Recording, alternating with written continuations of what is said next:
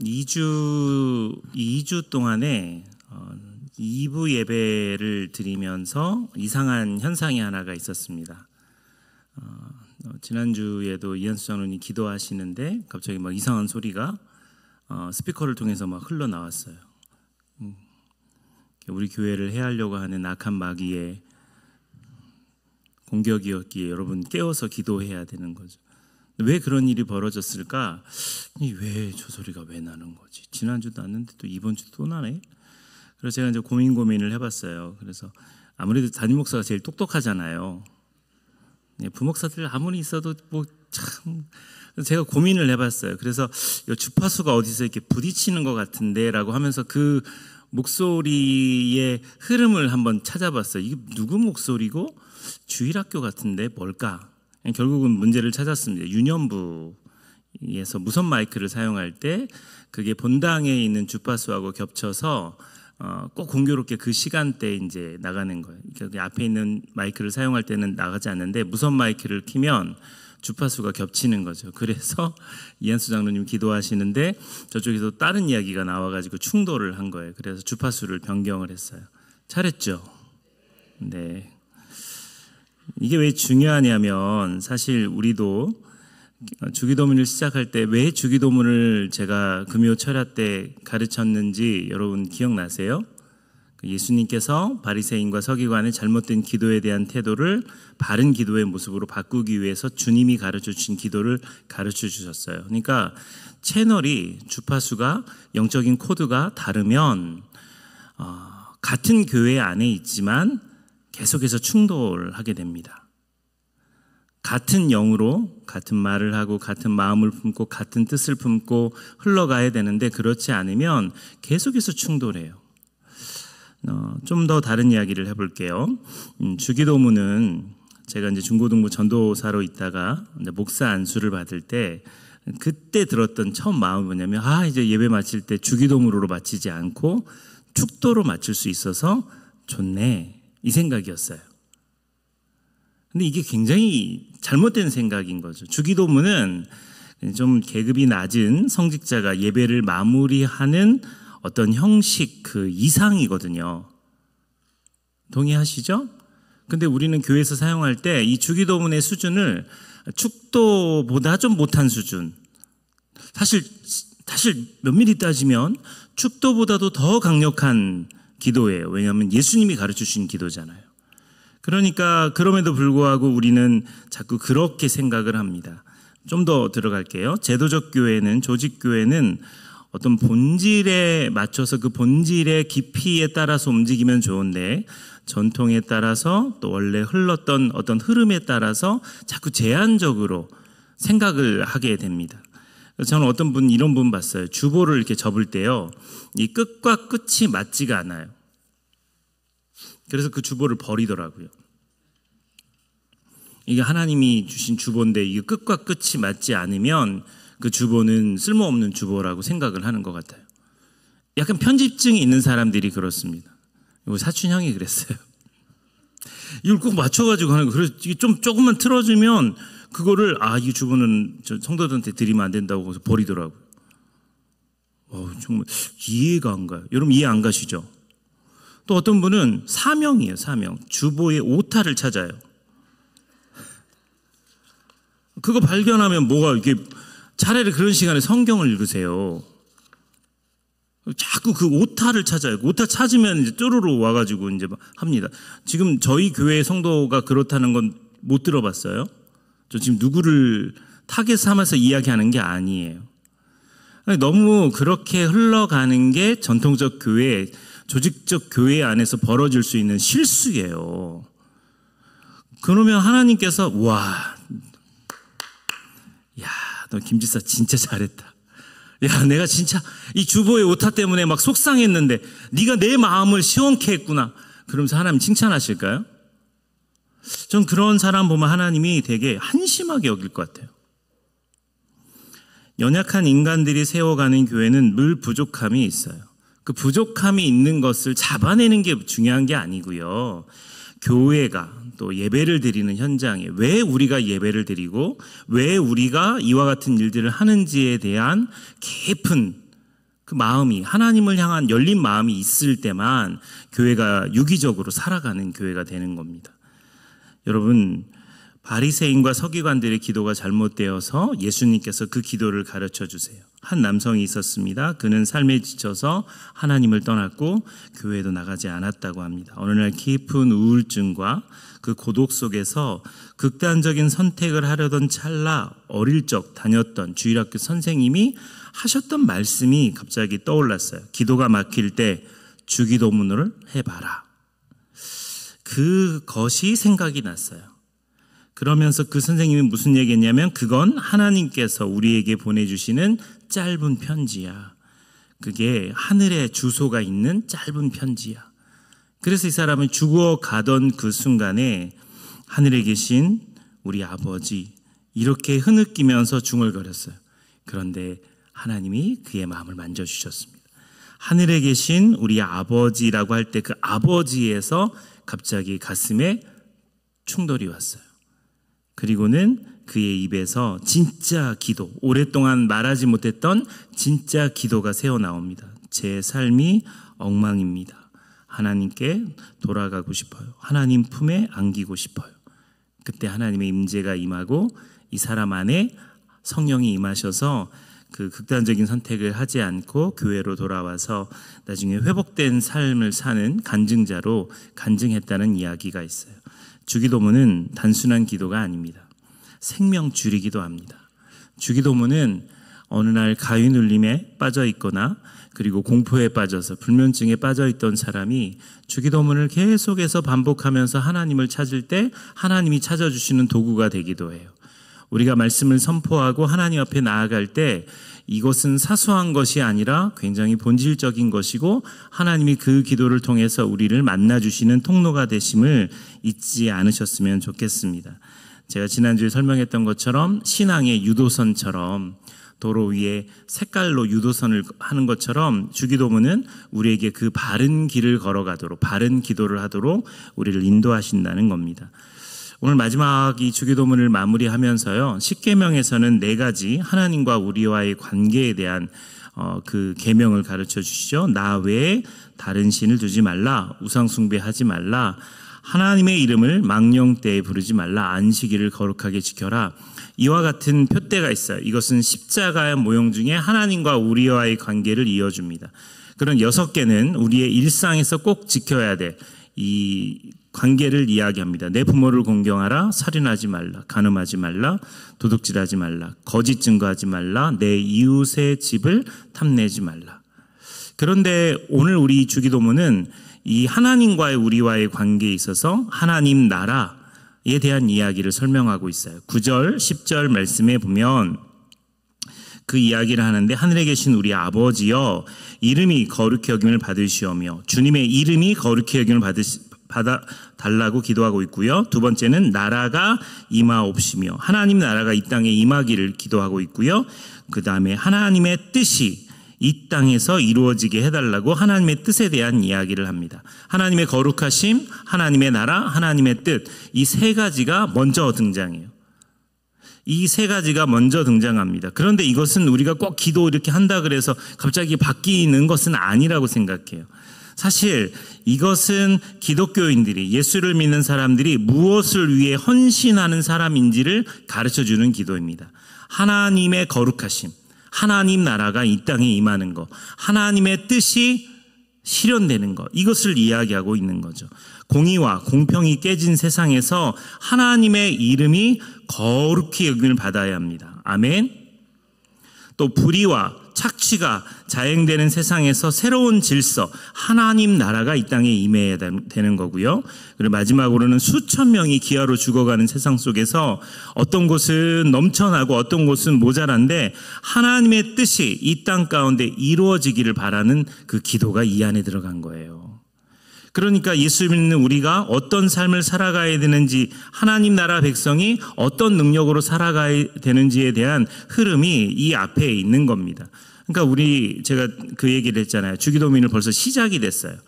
딱 들어왔는데 하늘에 계신 우리 아버지 이름이 거룩히 막 시작됐어요. 그러면 우리는 아무 생각 없이 그 기도를 그 부분부터 시작을 하잖아요.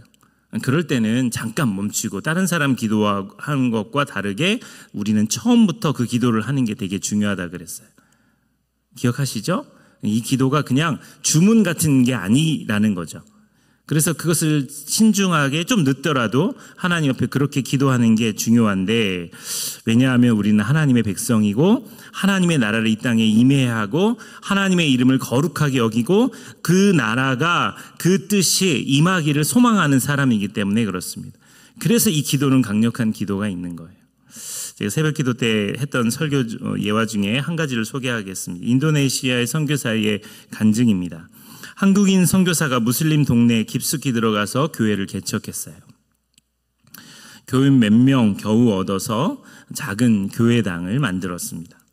그런데 이제 원주민들이 핍박합니다. 무슬림 사람들이 핍박하는 거죠. 그리고 그들을 괴롭히기 시작합니다. 그래서 이 한국인 선교사와 소수의 그리스도인들은 기도하기 시작해요.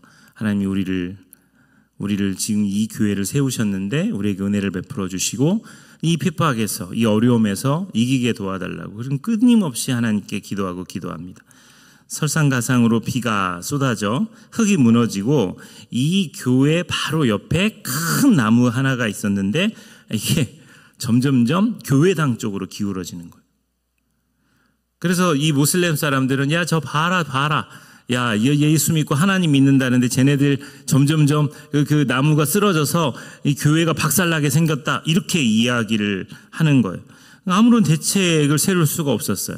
우리 교회 수준이면 우리 사람들 불러가지고 이렇게 포크레인으로 다 옮겼겠죠. 근데 지금 선교 현장에 있는 이 가난한 교회는 그것을 할 능력이 없는 거예요. 그래서 이걸 놓고 기도하고 있는 겁니다. 어느 날 비가 쏟아졌습니다. 그런데 희한한 일들이 벌어집니다. 그 나무가 이렇게 쓰러져야 되는데 놀랍게도 바람에 의해서 반대쪽으로 쓰러지면서 가장 지독하게 교회 그리고 이 선교사를 핍박했던 주민의 집을 덮쳤습니다. 그리고는 그 와중에 그 집 주인이 압살을 당하고 죽었어요. 할렐루야. 죽었어요. 그 뒤가 중요한데, 그리고 난 다음에 이 모슬렘 사람들이 경악을 했어요. 왜냐하면 쟤네들 건드리면 안 되는, 쟤들 건드리면 이런 일이 벌어지네. 그래서 할렐루야 한 거예요.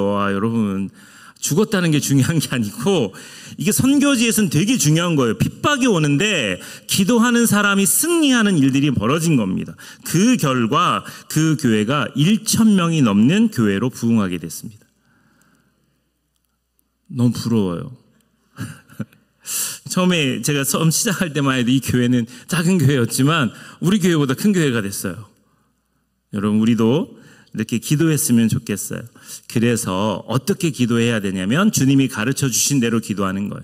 하나님이 거룩한 분이 되었으면 좋겠어요. 그분의 이름이 거룩해지고 하나님의 나라가 이 땅에 임했으면 좋겠어요. 그리고 하나님의 뜻이 이 땅에 임했으면 좋겠습니다 라고 기도하는 겁니다.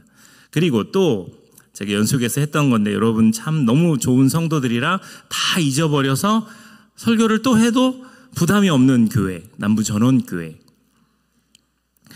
우리라고 하는 개념을 주셨어요. 여러분 11절 13절에 오늘날 우리에게, 오늘날 나에게 일용할 양식 이렇게 쓰지 않고 오늘날 우리에게 일용할 양식을 주시옵고 우리가 우리에게 죄 지은 자를 사하여 준 것 같이 우리 죄를 사하여 주옵시고 우리를 시험에 들게 하지 마시오.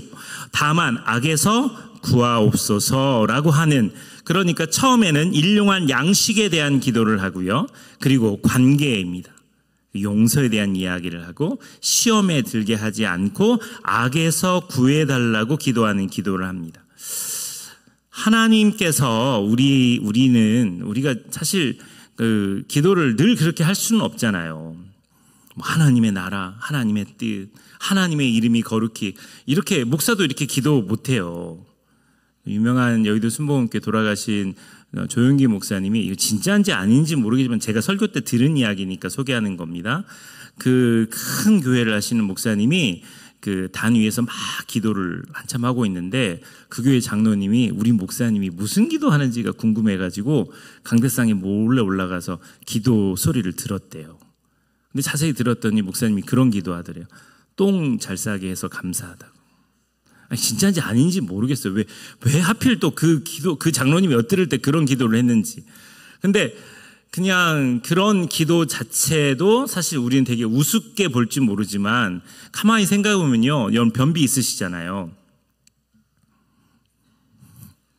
변비가 있는 사람에게는 그때 조용기 목사님이 변비가 심했는데 그 변비가 심한 찰나에 이 대변 활동이 안 되니까 너무너무 괴롭고 힘들었던 거예요. 더러워요?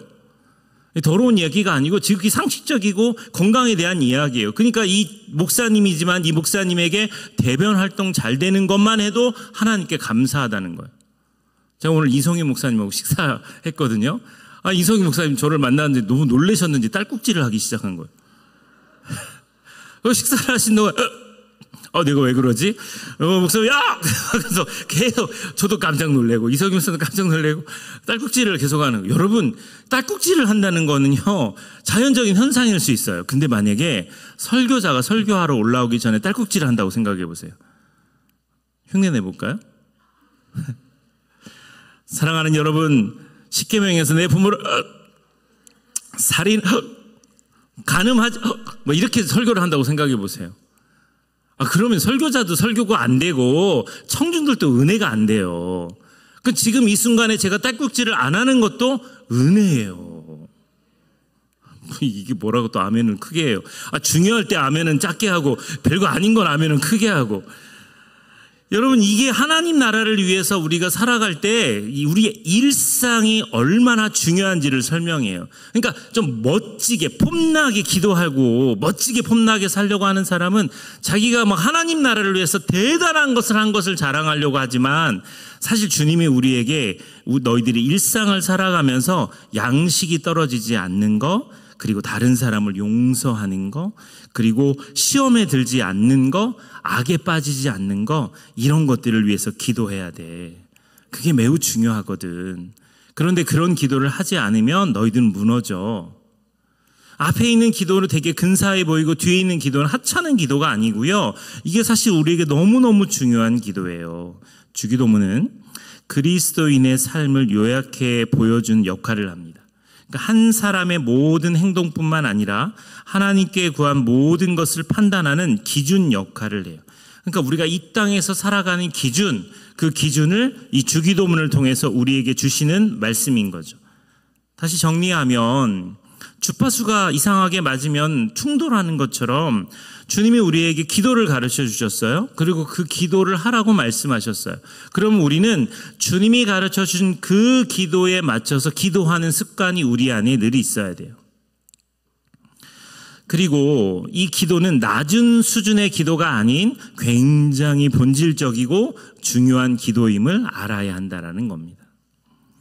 직장인인 박아무개 성도가 과거에 겪었던 일이라고 합니다. 서울에 위치한 중견 IT 기업에서 10년을 근무했습니다.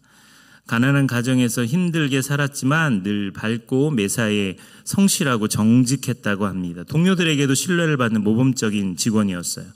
되게 독실해서 매주 수요일 저녁, 금요 기도회, 주일 이렇게 예배 봉사의 활동에 참여했습니다. 회식 자리에서는 술을 권유받아도 정중하게 거절했고 일요일에 등산이나 단합대회가 있어도 참석하지 않았습니다. 어느 날 이 상사가 직장 안에서 치열한 프로젝트를 성사하기 위해서 상대방에게 고객에게 뒷돈 거래를 제안했어요. 그러나 이는 이 지시를 거부했고 정당하고 합법적인 다른 전략을 제시했습니다. 그러자 상사가 이렇게 말합니다. 자네는 일은 잘하는데 왜 이렇게 융통성이 없고 예수를 믿어도 요란하고 답답하게 믿나? 회사는 봉사단체가 아니네. 수익을 창출해야 하고 회사 매출을 올리기 위해 전략을 짜야 성공할 수 있는데 대의를 위해서 개인적인 종교는 희생할 줄도 알아야지. 이렇게 책망했습니다. 나는 교회 안 다녀도 이렇게 출세해서 아무런 어려움 없이 잘 살고 있는데 자네는 매일 기도하고 주일마다 교회 가서 헌금도 하고 근데 이 모양 이 꼴이고 이 나이에 출세도 못하고 그러면서 핀잔을 줬습니다. 그러던 중 회사에서 승진 대상자가 선정되는 시기가 다가왔는데 그는 성과와 평판이 좋았지만 이 상사가 그를 누락시켰어요. 그리고 승진하지 못했습니다. 동료들도 위로하는 척 했지만 사실 뒤에서 에휴 유별나게 교회에 다니더니 꼴 좋다. 기도해도 하나님이 승진도 안 시켜주네. 이런 뒷말들을 하게 됐어요. 여러분, 우리는 이 땅을 살아가면서 사실 이렇게 우울하게 살아갈 때가 많습니다. 남들과 비교해 보면 자꾸 자기가 처지는 것 같고 무너지는 것 같고 실망스러운 삶을 살아가는 것 같아요. 주님이 우리에게 기도를 가르쳐 주실 때 정말 매일매일 일용할 양식을 주신 것에 감사하고 죄 지은 자를 사할 수 있는 그런 폭넓은 마음과 시험에 들지 않고 그리고 악에서 벗어나는 이런 일들을 우리가 기도하지만 사실 우리가 살아가는 일상은 그런 삶을 살아가기 힘들고 어려운 경우가 많아요. 정말 절망했습니다. 자신의 신앙을 지키기 위해 선택한 행동들의 후회가 되기도 했어요. 그럴 때 이분이 더 하나님께 엎드려 기도했답니다. 몇 달 뒤에 승진한 동료가 업무상 큰 실수를 저질러서 회사에 손해를 끼쳤고 그 상사는 그동안의 비리들이 들통나면서 자리에서 물러나게 되었다고 합니다. 그리고 회사는 이 박아무개 성도의 꾸준한 성실함과 정직함을 인정해서 그를 승진시켰습니다.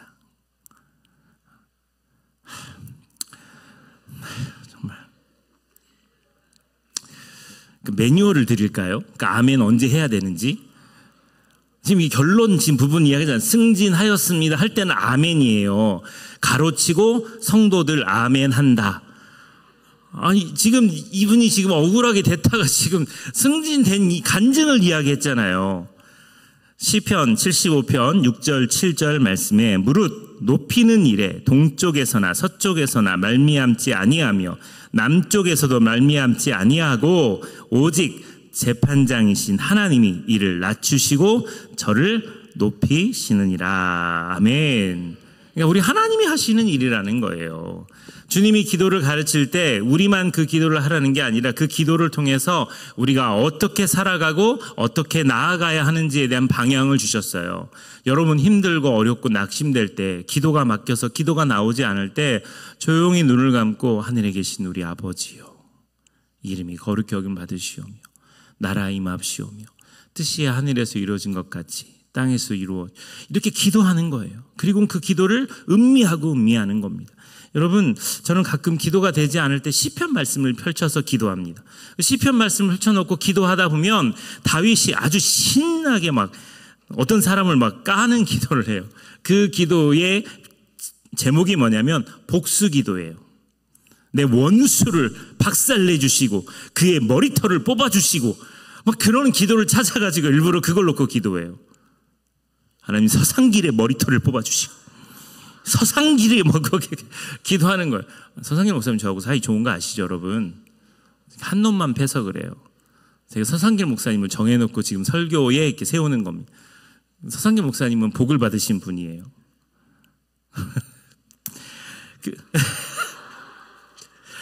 그래서 이 시편 말씀을 보면서 기도 안 될 때 제가 하나 폈어요 지금.